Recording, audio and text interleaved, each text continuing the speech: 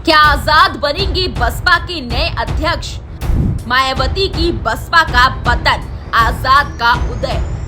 Azad Samaj party ने बढ़ा दी बसपा की टेंशन।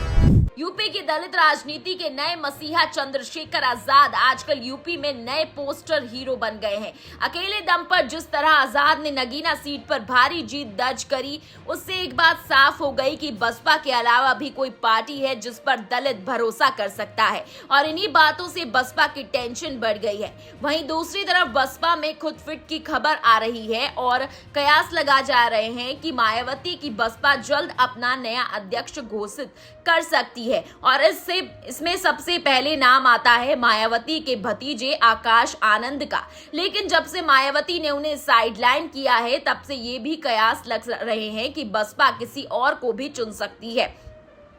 और इसी कड़ी में सबसे पहले सामने आते हैं नगीना में भारी जीत दर्ज करने वाले चंद्रशेखर आजाद। दरअसल जिस तरह भीम आर्मी चीफ ने भाजपा संग इंडिया दल को पछाड़ा है, वो काबिले तारीफ है, क्योंकि जहां एक तरफ भाजपा के स्टार प्रचारक की लिस्ट में सीएम से लेकर पीएम तक सब थे, वहीं इंडिया दल ने भी पूरे जोर शोर से प्रचार प्रसार किया। उनको पछाड़ आजाद एक जान नायक के रूप में सामने आए हैं, और अब कयासों के बाजार में ये दावे किए जा रहे हैं कि बसपा को अगर अपनी जमीन बचानी है और दलित वोटर को साथ लेकर काडर को मजबूत करना है, तो आजाद को अपने साथ लाना ही होगा। यूपी की राजनीति में अगला बड़ा पड़ाव 2027 के विधानसभा चुनाव है, जिस पर तमाम पार्टी की नजरें टिकी हैं। भाजपा जो राज्य में बहुमत की सरकार होते हुए भी मात्र 33 सीट ही जीत पाई, उसकी भी कोशिश होगी कि डैमेज कंट्रोल किया जाए।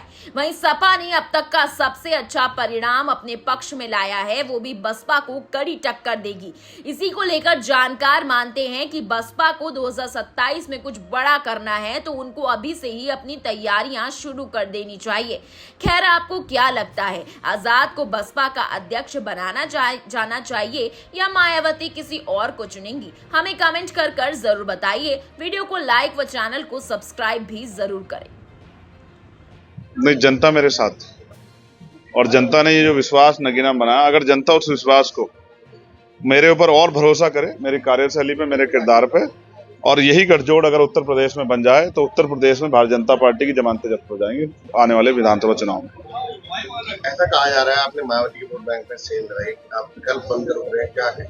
देखिए, मैं फिर आपसे कहूंगा, मैंने किसी के वोट बैंक में सेंध नहीं लगाई। जनता ने मेरे ऊपर भरोसा किया और मैंने ये भरोसा कमाया है संघर्ष करके, और मैं विश्वास दिलाता हूँ ये भरोसा बढ़ेगा, क्योंकि आज के बाद जब भी किसी कमजोर के साथ अन्याय होगा, अब आप विश्वास करो, रात से 20 मामलों में मैं फोन करके अधिकारियों से मदद के लिए जो है संघर्ष कर चुका, और कई मामलों में हम लोग मदद में कामयाब भी हुए। तो मैं मानता हूं कि जिस काम के लिए जनता ने मुझे आशीर्वाद दिया है, उस काम को मैं बखूबी करूंगा और इस विश्वास को और मजबूत करूंगा।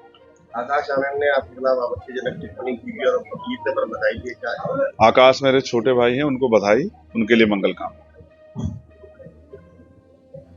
भाजपा की सरकार बनने जा रही है, एक तरफ भाजपा का बनना है, इंडिया है, तो आप किधर जाएंगे? जब आप खुद ही बता रहे हैं सरकार बनने जा रही, सारी इन्फॉर्मेशन तो आप पे है। अगर कुछ बनता तो फिर उस पर मैं आपसे कोई बात रखता, लेकिन मैं दूसरी बात आपसे जरूर कहूंगा कि भले ही विपक्ष सरकार नहीं बना पाए, लेकिन हम विपक्ष की भूमिका अदा करेंगे, क्योंकि आजाद समाज पार्टी और भीम आर्मी पूरे देश में मजबूत संगठन है।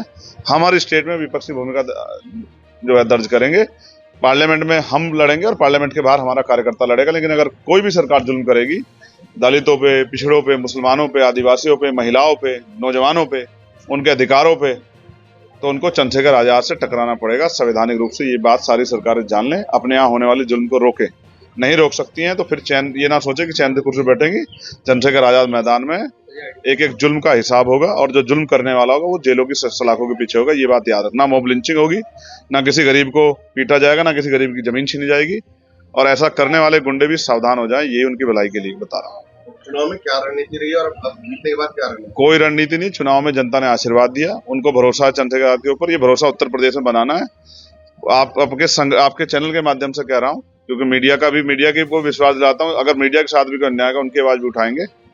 उनकी चाहे इंश्योरेंस का मामला हो, चाहे उनकी सुरक्षा का मामला हो, चाहे पेंशन का मामला हो, मीडिया के साथियों को भी बहुत कुछ सहना पड़ता है, उनकी आवाज भी उठाएंगे। साथ साथ जो देश भर में हमारे कार्यकर्ता, उनसे कहूंगा कि वो जुट जाएं।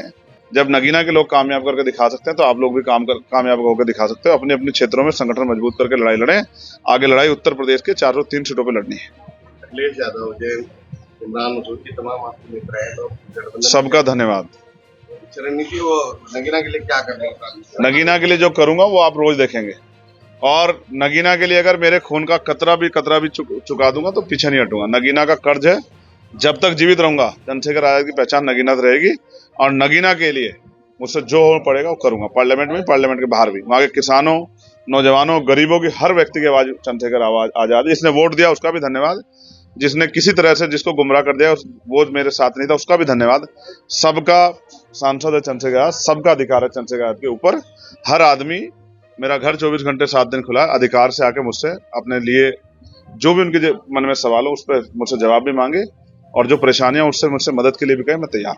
सहारनपुर को 2 सांसद मिल गए, इसके लिए क्या? सहारनपुर को बधाई। सहारनपुर की मिट्टी में बहुत गौरव है। देश की आजादी की जो लड़ाई, रेशमी रुमाल तहरीक और तमाम तहरीकें यहाँ से चली, ये कुर्बानियों की धरती है और यहाँ बल है। लेकिन नगीना ने भी जो करके दिखाया वो भी सबके लिए संदेश है कि नगीना भी बदलाव चाहती है और उत्तर प्रदेश बदलाव चाहता है।